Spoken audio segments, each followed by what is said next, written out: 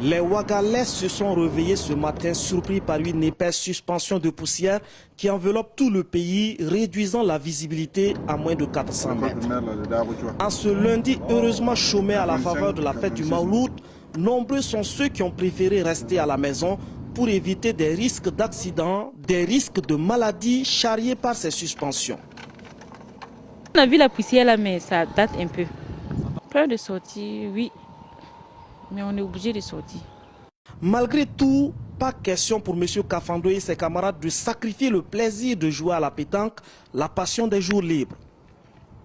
Je sais qu'au moins une fois là, on vit cette poussière là, donc c'est comme ça, on fait avec. Même à la maison, tant que tu n'as pas ta maison vitrée, hein, c'est mieux même d'être dehors qu'à l'intérieur. Les personnes qui s'aventurent au dehors roulent le plus souvent avec les phares allumées. On se protège comme on peut avec des cache-nez que les vendeurs ambulants proposent aux différents carrefours. La météo avait annoncé hier une réduction de la visibilité en interprétant les données météo et les images de satellites sur l'évolution des différentes perturbations. La nappe de poussière aurait pris naissance depuis l'Algérie.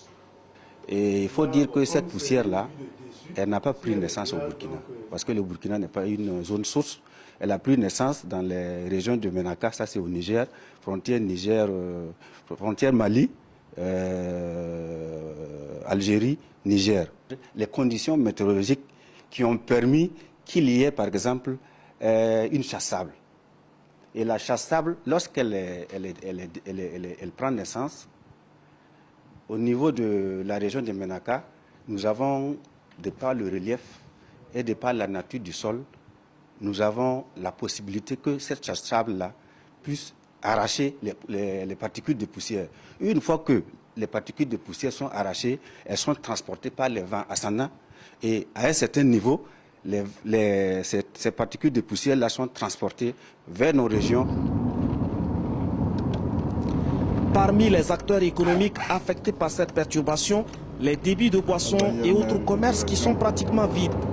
Les conséquences économiques seront sans doute énormes. Un des illustres perdants de ce lundi de poussière, c'est sans doute Air Burkina, dont un vol parti de Ouagadougou ce matin n'a pu se poser à Niamey, où la visibilité s'est avérée encore plus réduite.